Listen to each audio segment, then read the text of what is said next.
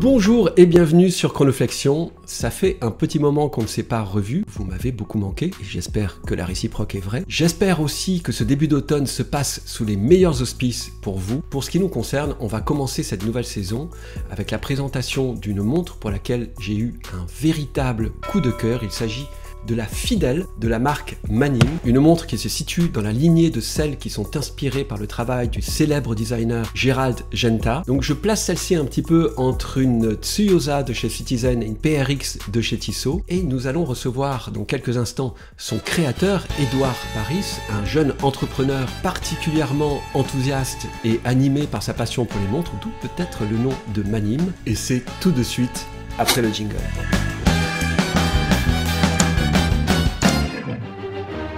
Donc on va commencer tout de suite par la présentation des principales caractéristiques techniques de cette très jolie montre, mon appréciation personnelle, l'attribution d'un super-héros et d'un minéral, et on recevra ensuite Édouard pour une interview asynchrone. Alors je vous rappelle que les interviews asynchrones sont un format dans lequel je laisse la possibilité aux entrepreneurs de s'exprimer en toute liberté sans que je ne les interrompe. Alors quelques mots quand même sur Manim.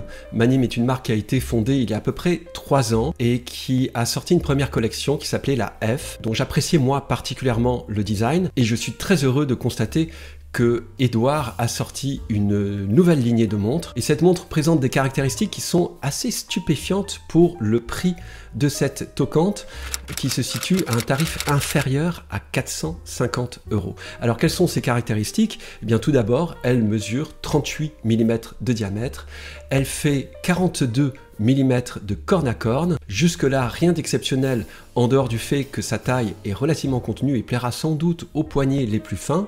J'ai failli oublier de dire d'ailleurs que son épaisseur est de 11,2 mm, donc on se situe dans des normes tout à fait raisonnables. Son boîtier évidemment est en acier 316L, mais présente cette caractéristique d'être couvert d'un revêtement anti-scratch et anti-empreinte digitale. Elle est également équipée d'un verre saphir traité anti-reflet des deux côtés. Elle est équipée d'un Miyota 9015, donc la série 9000 qui est la série premium de chez Miyota, un mouvement très robuste, qui offre une réserve de marche relativement modeste, certes, de 42 heures, et une précision de moins 15 secondes à plus 15 secondes par jour. Les aiguilles et les index sont couverts de Super Luminova BGW9, et les deux caractéristiques qui m'ont particulièrement plu pour cette toquante, c'est d'une part son étanchéité, qui est relativement exceptionnelle pour une dress watch aux allures sportives, certes, mais qui reste une dress watch. Eh bien, elle est étanche à 20 bars, 20 ATM,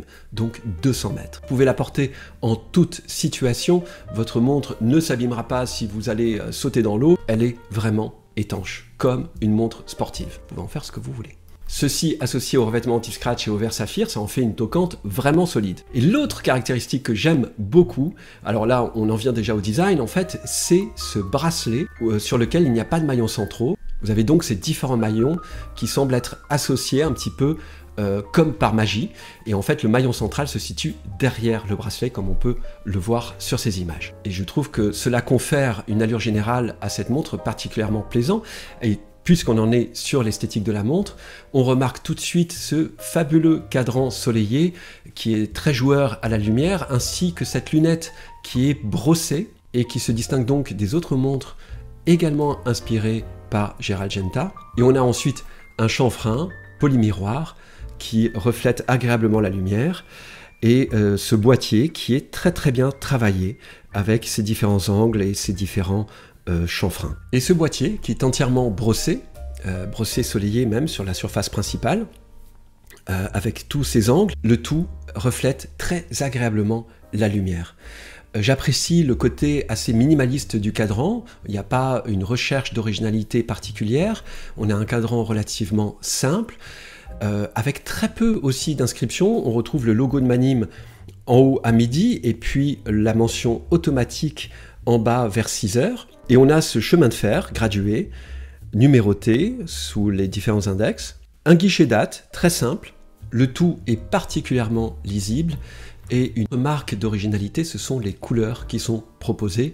Ici, le modèle qui est en ma possession est dans une sorte de rouge brique, de rouge cuivre assez foncé, assez prononcé. On est proche d'une couleur d'oxyde de fer et j'aime beaucoup cette couleur. Elle est assez rare dans le domaine horloger. Et puis on a d'autres couleurs comme cette couleur champagne et kaki, anthracite également, et ce modèle spécial dont nous parlera sans doute Edouard tout à l'heure. Son prix de lancement est à 410 € et ensuite elle sera commercialisée à 439 €, un tarif particulièrement compétitif pour les caractéristiques qui sont proposées ici. Il s'agit donc d'une très belle dress watch, très élégante, aux allures sportives, mais surtout particulièrement robuste. Alors pourquoi s'appelle-t-elle la Fidèle? C'est une question que je poserai tout à l'heure à Edouard. Pour moi, la Fidèle se réfère à 3 facteurs. D'une part, j'ai commencé à la porter et cette montre est restée sur mon poignet parce que j'ai beaucoup apprécié l'avoir à mon poignet et donc elle me reste fidèle. Mais c'est surtout une montre dont la robustesse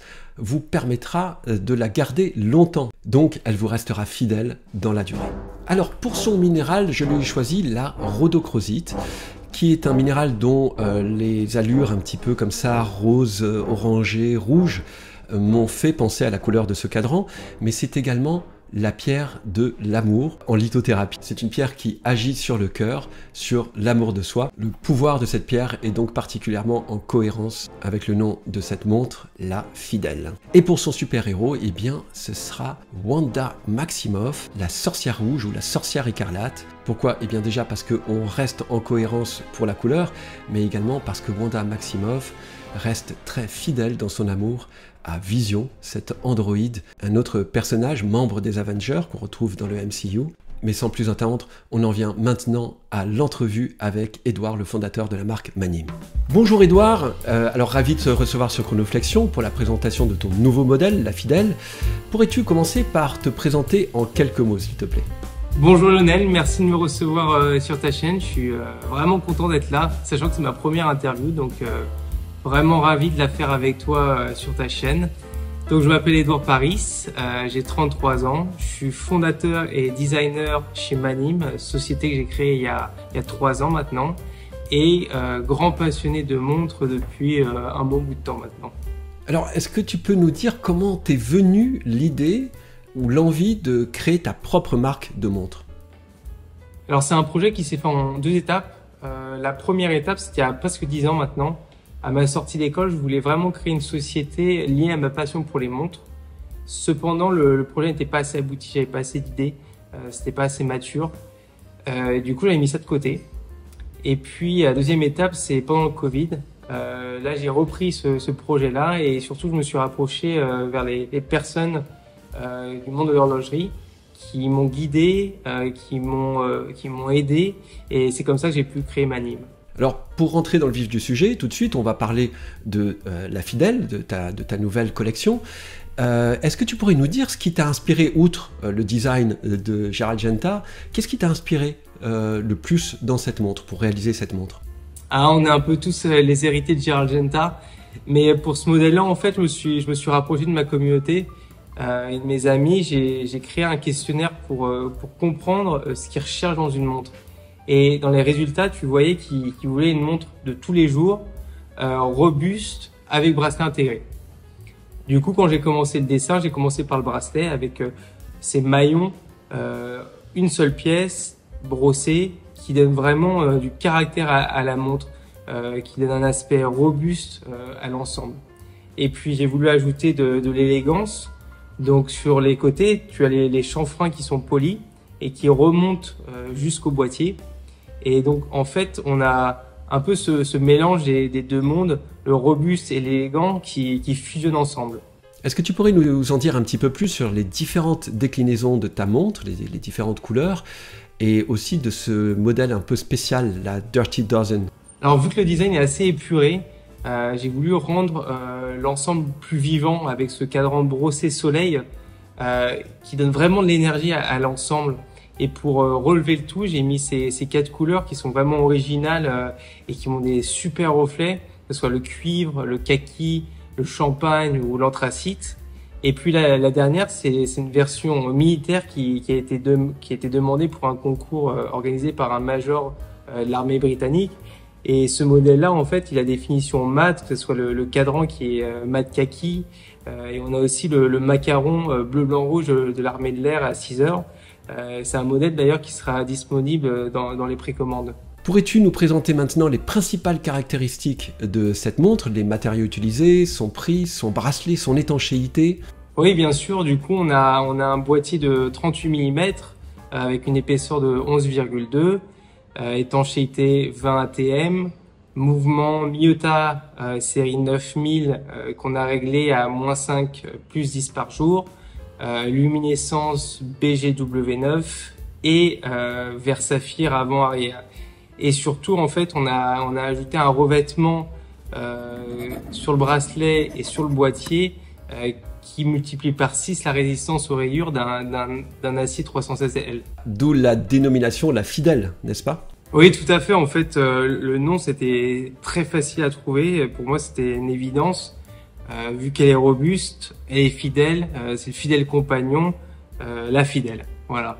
Alors, quid du SAV, qui est une composante quand même essentielle dans le choix d'une marque? Oui, tout à fait. Le SAV, c'est vraiment quelque chose d'important pour une marque.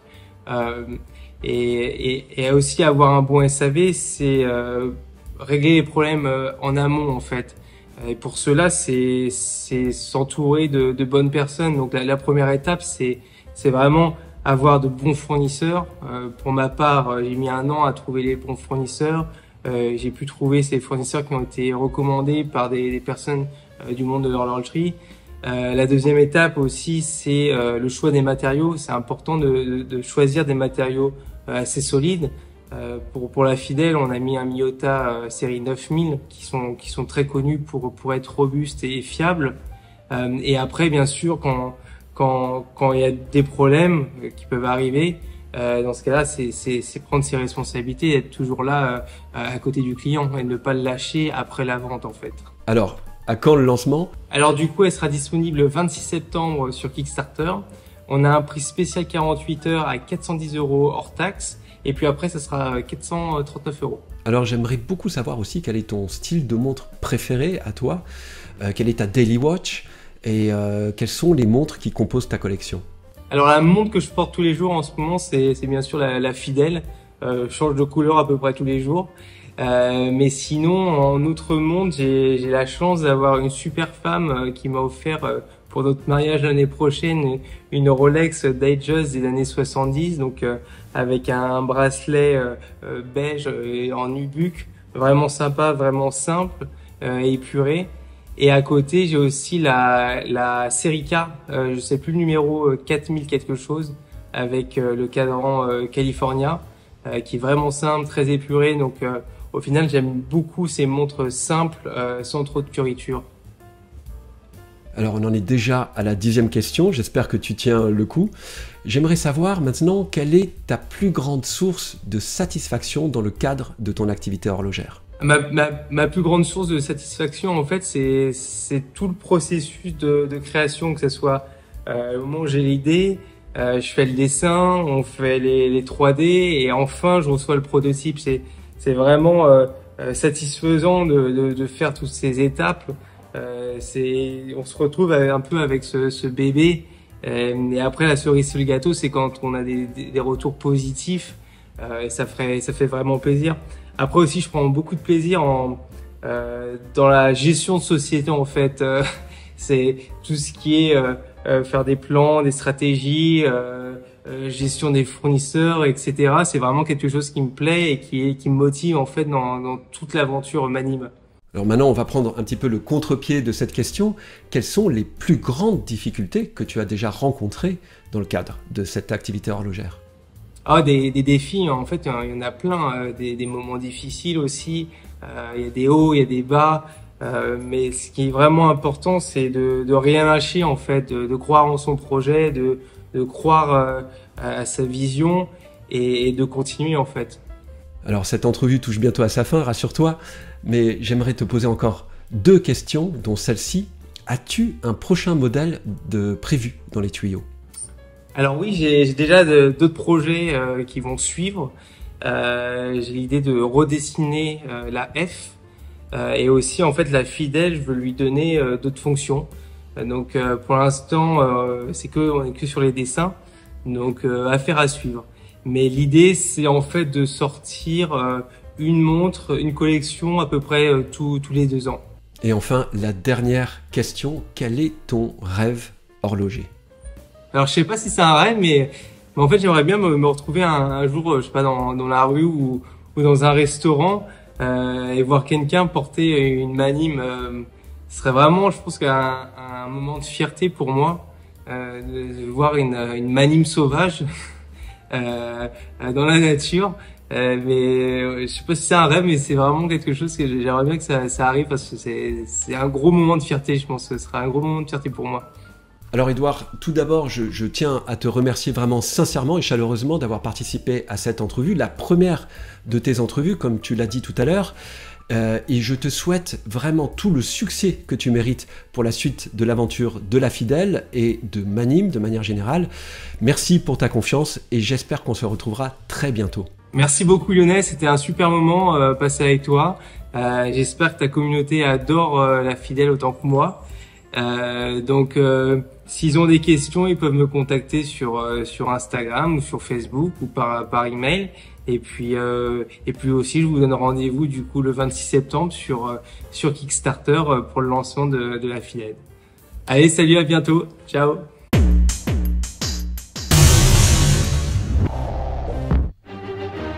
Mon rêve d'horloger, je pense que mon chat ne vienne pas quand je fais des vidéos.